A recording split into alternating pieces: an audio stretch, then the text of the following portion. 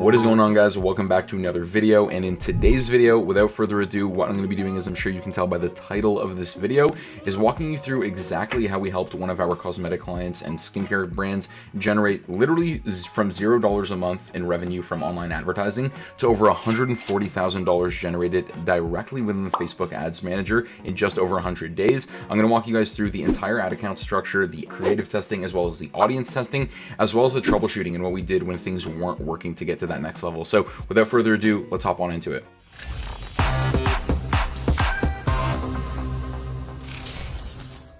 Okay guys, so like I mentioned, for today's video agenda, we're going to be going over exactly how we helped one of our skincare clients generate over $140,000 directly within the Facebook Ads Manager in just over 3 months. We're going to be going over those 4 topics, like I mentioned. That's actually going to be the account optimization and structure, right? Going over everything in terms of how we had things set up in terms of top of funnel, middle of funnel, bottom of funnel, etc.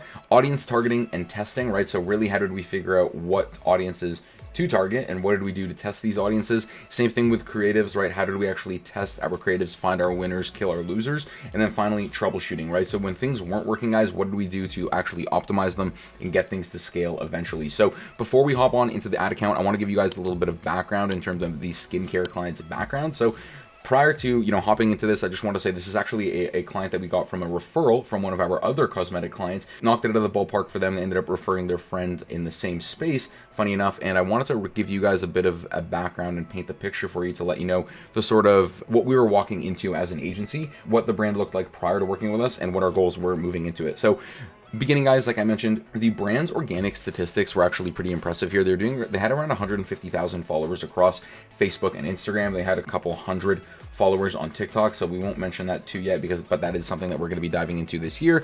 They were in business for 3 years, and the great thing is that they were doing around $100,000 a month in revenue organically, right, with zero paid traffic. And that leads me to the next thing, right?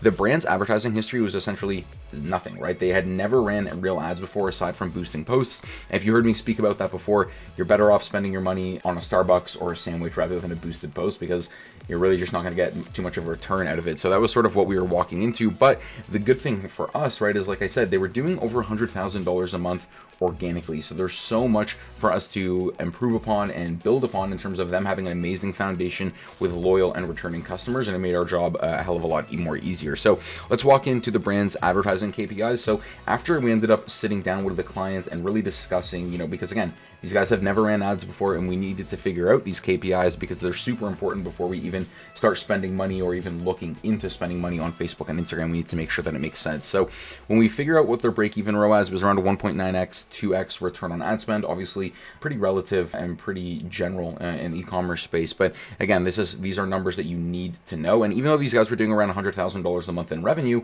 they only wanted to spend around $150 a day on ads, as this is something that they have never done before, right? They didn't want to just jump into the pool. They wanted to get their toes wet at first and sort of, test the waters a bit and see how things were.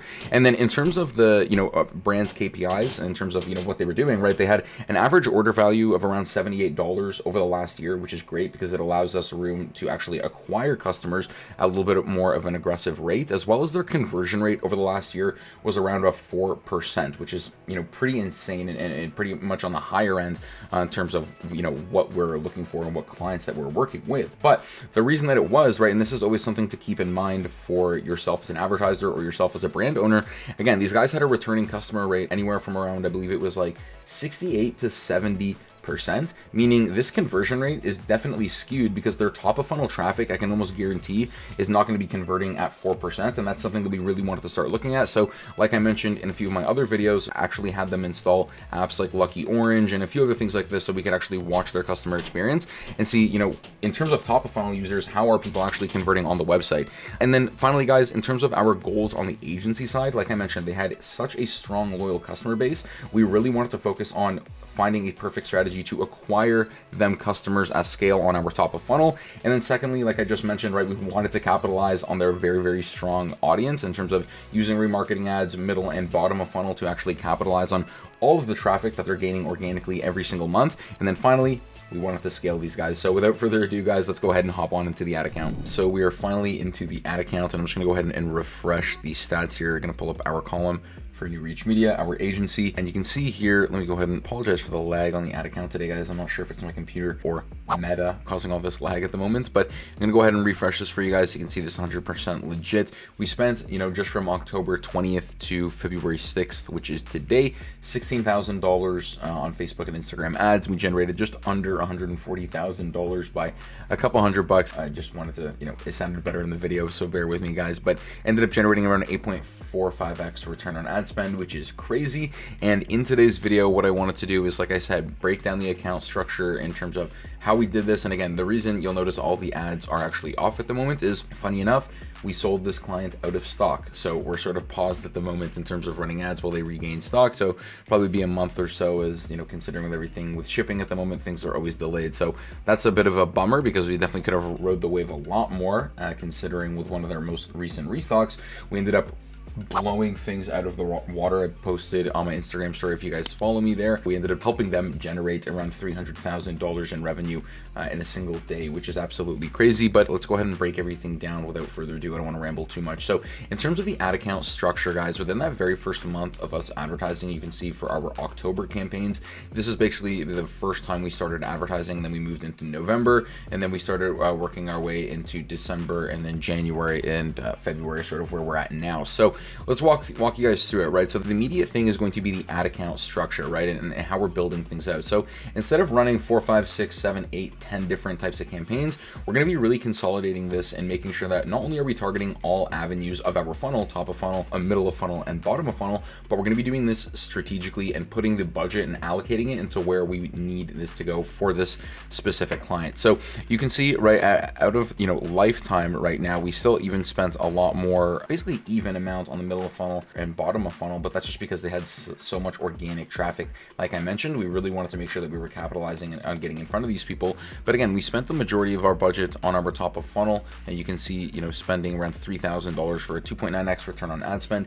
The reason we started consolidating the way that we advertise into just the top of funnel, middle of funnel, and bottom of funnel campaigns is it allows us to have control of our KPIs and sort of what target and objective each campaign has a hold of, right? So when we're targeting top of funnel, the main goal here is to really introduce our product for that first time, because again, these people have never seen us on Instagram. They don't know who we are. They don't even know what products we're offering. So again, in the beginning, we're not really building trust and showing sort of behind the scenes and things like this. We really need people to understand in our top of funnel ads what product we're offering and sort of what the offer is in general, and sort of slap them in the face. And we even know, right, our top of funnel ads are never going to be as profitable as our bottom of funnel and middle of funnel, but the goal is to start to get these people in at a profitable cost per acquisition. We can start to funnel them down the funnel into our middle of funnel and bottom of funnel. Then we can start to retarget these people down the line and really, scale from there, because especially with a brand like this, they have such a high lifetime value that the ability to be retargeting not only customers that are going to be bouncing off of our website and Instagram, etc.,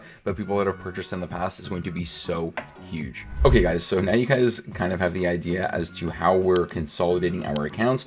At any given time, generally we're running 3 to 4 different campaigns. Like I mentioned, our prospecting, our re-engagement, and our remarketing campaigns. Now this kind of leads me into the audience breakdown, because you're probably wondering, okay, prospecting, I understand that's top of funnel, re-engagement and remarketing, what's the difference between those two? So those are going to be our middle and bottom of funnel audiences, guys. Now when I say re-engagement, this is going to be our middle of funnel, meaning generally these are going to be people that we're targeting, our social media audiences here, and as well as like video viewers if we have the amount of data to do so from our ads, etc. But generally, when we're targeting people in the middle of funnel, guys, again, they know our brand to a certain extent, but for whatever reason, again, when we're running these ads, we're actually excluding purchasers. So these people individually are actually people that, for some reason they haven't purchased from us just yet, but they're on our Facebook, they're on our Instagram, they're interacting with us on social media because they, whether it's in the last 30 days, right, last 365 days, last 180 days, we're testing out all of these individual audiences to see not only, okay, where are we getting the best click-through rates, where are we getting the best results,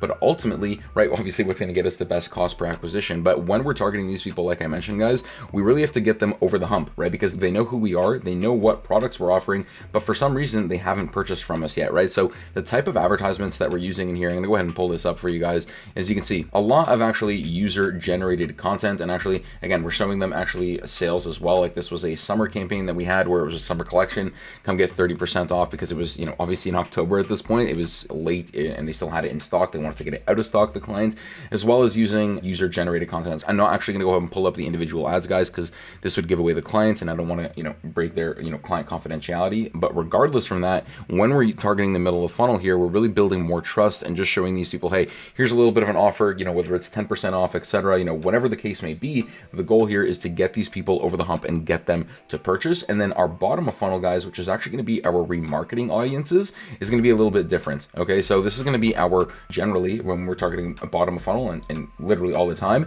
this is going to be our website visitors and people that are interacting in our website in different ways. And like we have here, website audiences. So sometimes we'll test out individual actions on the website, like initiate checkout, add to cart, view content, etc., with over a 30-day period. But again, what we start to notice is that generally, again, you can see we're getting crazy click-through rates. The return on ad spend was okay. We didn't end up spending too much money, but we thought, hey, you know what? Instead of spending this, because again, the budget wasn't too large to start, let's just throw all of these audiences into one consolidated ad set. And that ended up killing it for us, right? You can see the frequency was actually pretty high towards the end, over a 14.8x, which is pretty crazy and pretty bad on our part. But you can see it was well worth it in terms of the return on ad spend. So that's okay there. And obviously, at this point, the ads are paused. And when we go ahead and refresh this, we're obviously going to go ahead and start to expand these audiences or give these people a break, because generally, guys, you can see our frequency is ridiculously high. Obviously, we were just sort of pounding these people because we had a lot of restocks and sales and things like that we were okay showing these people the same amount of ads repeatedly over and over again, as long as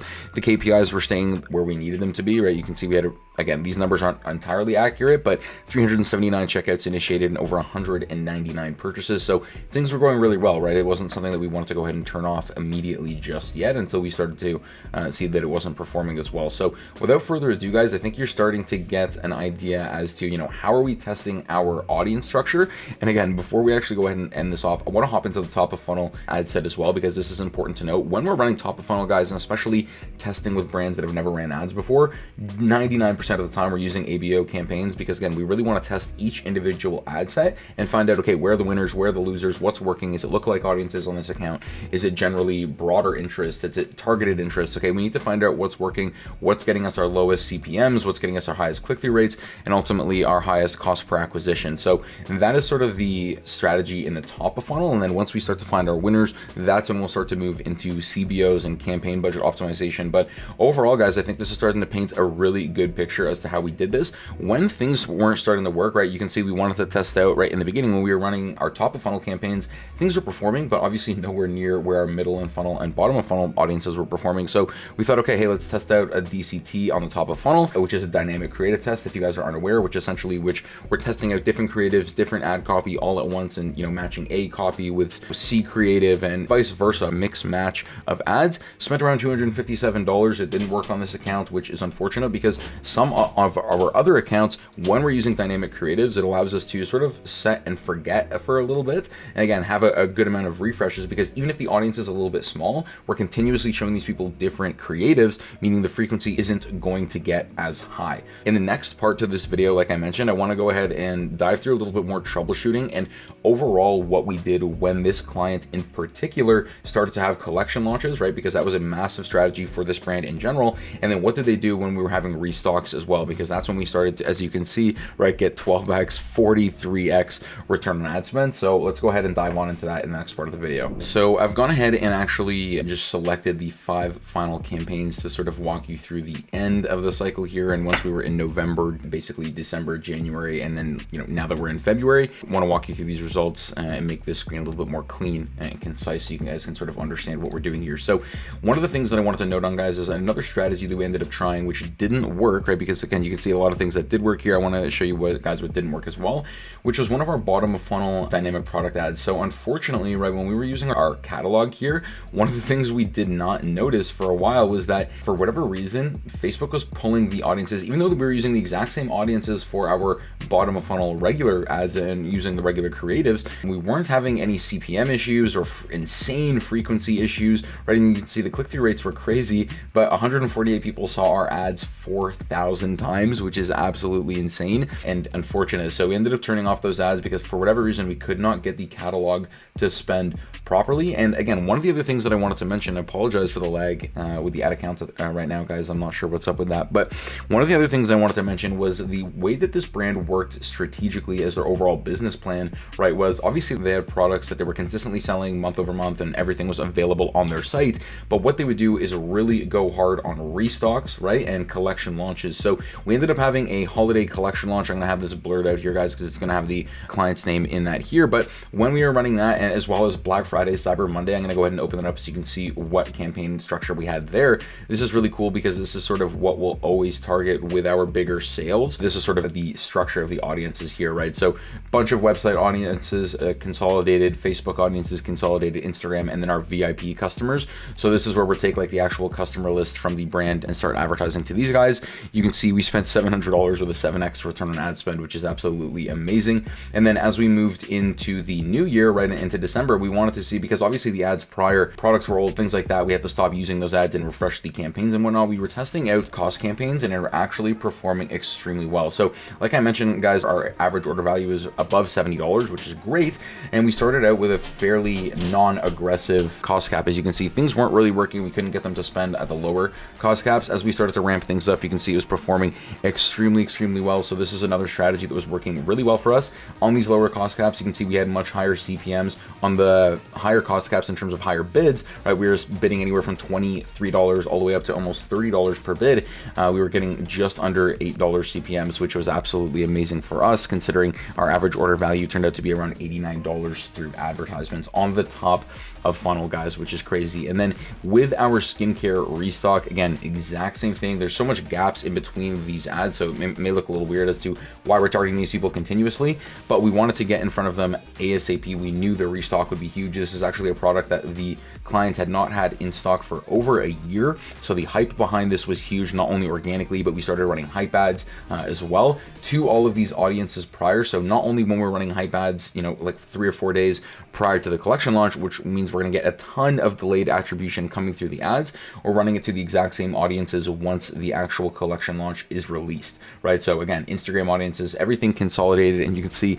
we spent $800 for a 43x return on ad spend, guys. And again, I'm not going to take total credit for this, and the agency isn't going to either. This is totally coming down to the type of clients that we're working with and the type of brands that these people have built. I'm not going to go ahead and shout them out because I don't have the ability to do so, obviously, as everything is blurred here, guys. But I think you can start to get the sense as to, you know, what is possible if you actually have a strong brand and foundation, especially a community built around not only your brand, but even your personal brand, and sort of intertwining that with whatever sort of e-commerce brand or brand that you are running. It's so important. So to end things off, in just about over 100 days, we spent around $16,000 on ads for this client and ended up generating them over $139,000 in revenue, just shy of 140 grand. So I hope you guys enjoyed this video. It gave you a little bit of insight and information as to, again, the ad account structure, audience testing, creative testing, as well as troubleshooting into what to do with different strategies with collection launches, restocks, how are we running campaigns for sales and whatnot. So I really hope you guys enjoyed this video. Please go ahead and like, comment, subscribe, all that YouTube jazz,